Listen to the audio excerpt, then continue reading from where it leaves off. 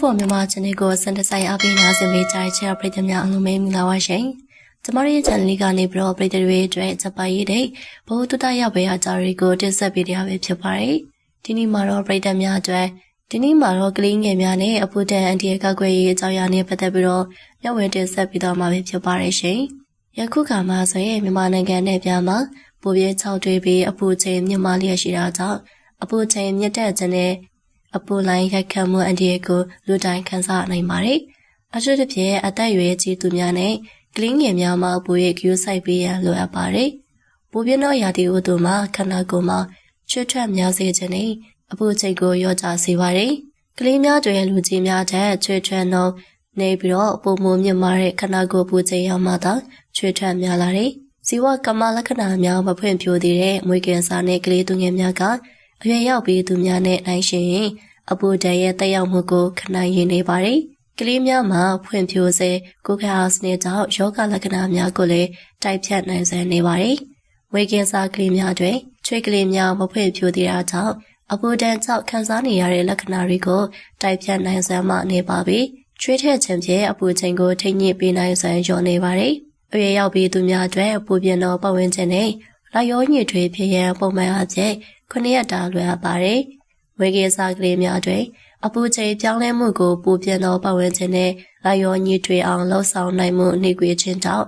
အချိန်10ရက်မှ14ရက်လွယ်ပါတယ်။ကလေးများတွင်လှုပ်ရှားမှုတစ်ခုလျှင်မြင့်မားသောအပူထုတ်လွှတ်မှုဖြစ်တာကြောင့်ကလေးများမှာလူကြီးများထက်အပူပူထုတ်တဲ့ထုတ်ပြန်ကလေးများတွင်ကိုယ်လေးချိန်ထက်ခဏကိုမျက်နှာပြင်ဧရိယာကပူချီတာကြောင့်ပတ်ဝန်းကျင်မှာအပူကိုပူမှုဆုပ်ယူတယ်။ဒါကြောင့်ကလေးများက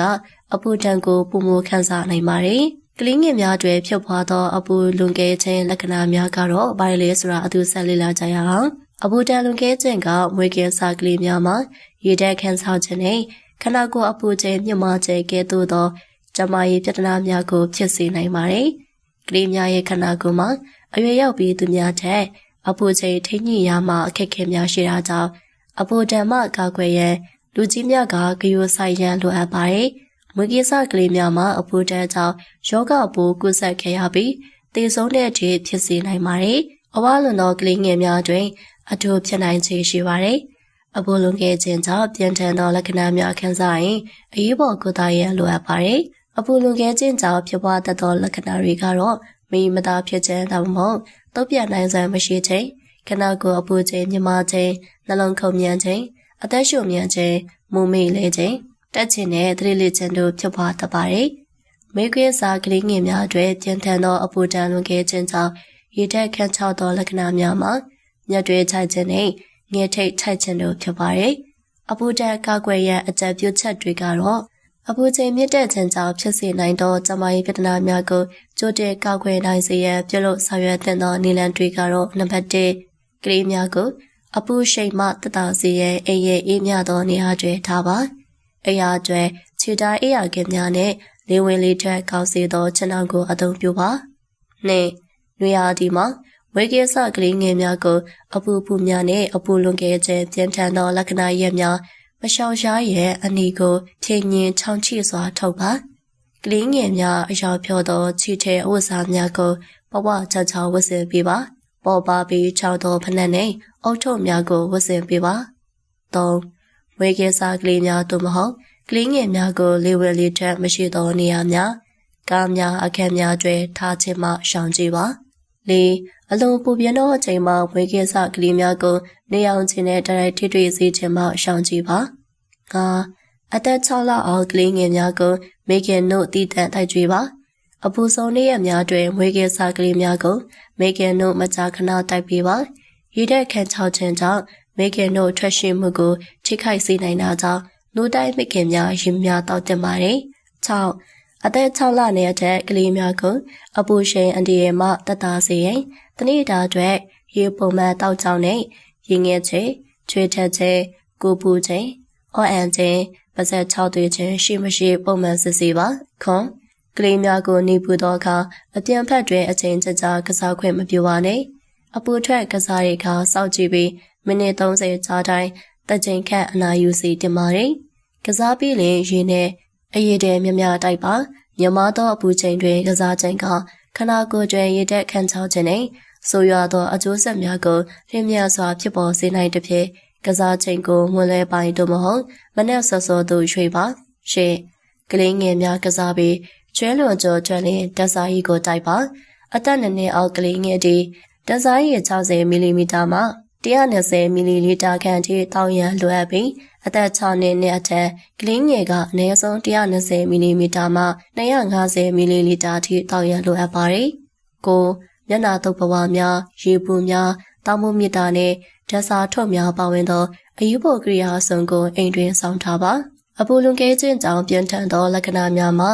အသက်4နှစ်မှ14နှစ်ခန့်ကလေးများတွင်အားကစားလုပ်ပြီးနောက်ကြွက်တက်ခြင်းခေါင်းကိုက်ခြင်းပြိုအပ်ခြင်းအထူးသဖြင့်လေ့ကျင့်ခန်းလုပ်ပြီးနောက်ပြင်းထန်သောကြွက်သားနာကျင်ခြင်းတို့က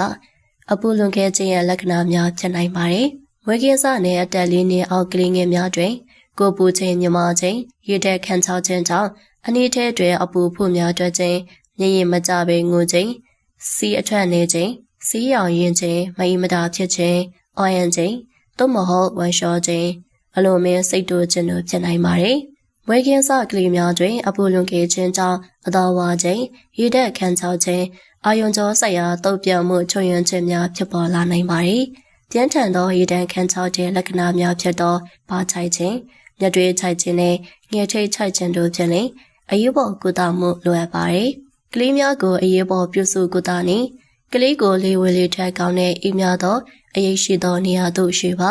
အိမ်တွင်ပိုင်ကားသို့မဟုတ်လေအေးပေးဆက်ခွင့်ပါဝေကင်းစကလေးငယ်များရဲ့ခနာကိုအထူးသဖြင့်ဥကောင်းလေပင်ဂျိုင်းကြနဲ့ပေါင်ချမ်းတို့တွင်ဆိုးစွတ်တော်မျက်နှာတုပ်ပွားသို့မဟုတ်ရေအေးဝတ်ဖြင့်ရေဘက်တိုက်ပေးခြင်းရေချိုးပေးခြင်းများပြုလုပ်ပါဝေကင်းစနဲ့ကလေးငယ်များကိုအလွန်အေးသောရေခဲရည်နဲ့ရေမချိုရပါအထူးသဖြင့်မွေးကင်းစကလေးများရဲ့မျက်နှာကိုရက်တောင်မခဲ့ရပါနှာခေါင်းတွေးထွက်နေပါကဥခေါင်းကိုရွှေသို့အနေငယ်ဆောင်ပြီးနှာခေါင်းကိုပျော့ပြောင်းသောအပိုင်းကို10မိနစ်ခန့်ညှစ်ပါအေးသောလက်တုပ်ပွားသို့မဟုတ်အဝတ်စားဖြင့်တွေးမထက်စေရန်ဖိထားပါရေဓာတ်ဆုံးရှုံးမှုကိုပြန်လည်ဖြစ်တင်ရန်ရေနဲ့ဓာတ်စားများကိုတိုက်ပေးပါဝေကင်းစကလေးငယ်များတွင်အပူလွန်ကဲခြင်းကြောင့်ပြင်းထန်သောလက္ခဏာများကိုခံစားရရင်သို့မဟုတ်အပူချိန်104ဒီဂရီဖာရင်ဟိုက်အထက်များရင်အိတ်တွေပါရာစစ်တမောနဲ့အခြားဖျားပြောက်စေမတိုက်ရပါနေဆက်ရာဆေးရုံဆေးခန်းတို့အမြန်ဆုံးပို့ဆောင်ပေးရလိုအပ်ကြောင်း